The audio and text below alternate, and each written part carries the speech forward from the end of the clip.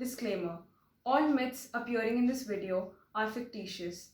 Any resemblance to real occurrences are purely coincidental. All girls and women have been harmed during the making of these myths. These myths have no scientific reason or logic, and they've been built up over years all over the world to dehumanize women and their bodies. Hello everyone, I'm Samiksha Yadav, and today I'll be talking about some of the most outrageous myths that surround the process of periods. Periods? Did I just say the P word or the phenomena that must not be named? Yes, even in the 21st century, we talk about periods like in hushed up voices, like it's something impure or it's like the P bomb and that we should not talk about it. So let's make it okay to be aware about it and to talk about it in the open. Menstruation is basically a monthly discharge of blood and the mucosous tissues of the uterus lining through the vagina.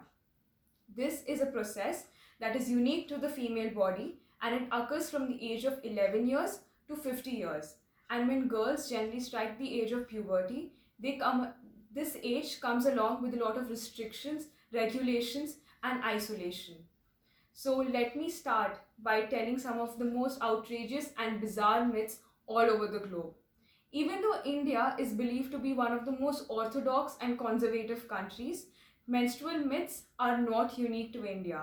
They're widespread and they're absolutely bizarre. So let me start by busting one of the most universal myths, and that is when women are annoyed or angry or irritated, it's because they're on their periods or they're PMSing.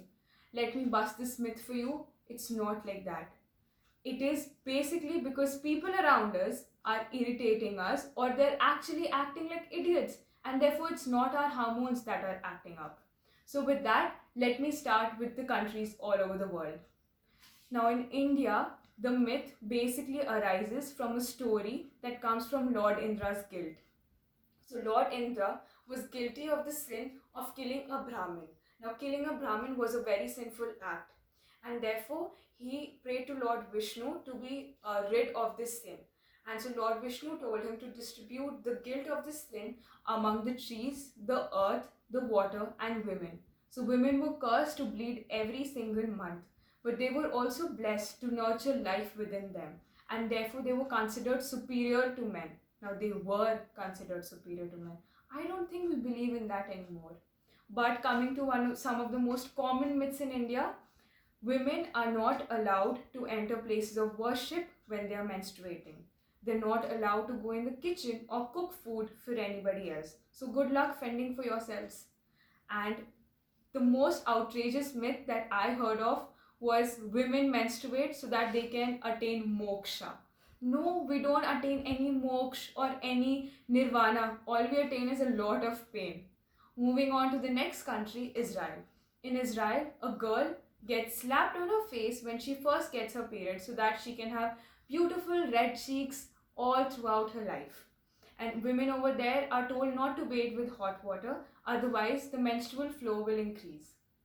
Coming to Romania, in Romania, women are not allowed to touch flowers or else flowers will die. And in the US and UK, women are considered to be very clumsy when they are on their periods, and they are not supposed to bathe because that's wrong. In Poland, women, when they are on their period, should not have sex with other men, otherwise the men will die. Rest in peace, all of you men. So basically, all over the world, women are considered pretty destructive when they are menstruating. So these are some of the most outrageous myths all over the world, some of them including that women can't whip cream or it'll curdle, anything that allows women to, be treated like they have black magic or they can destroy things when they are menstruating. Now coming to menstrual hygiene in India. Menstrual hygiene in India is considered a privilege or a luxury, which should not be the case. It is a necessity and is very important for the well-being of a woman and the community around her.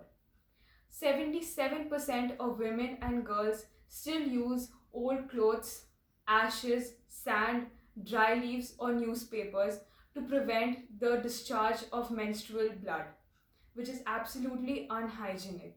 Now, this leads to a lot of infections, yeast infections, fungal infections, urinary tract infections, and whatnot. And in most cases, women have to pay a heavy price and they lose their lives. Now, is it really worth it?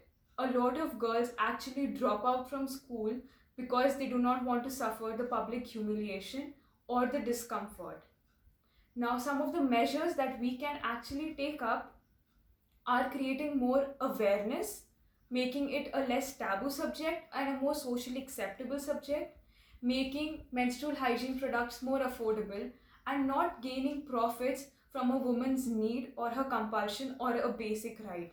Let's promote health awareness among women about this, because most of the mothers don't actually have scientific knowledge and then they are not able to pass it on to their daughters. And that's what is actually the problem in India.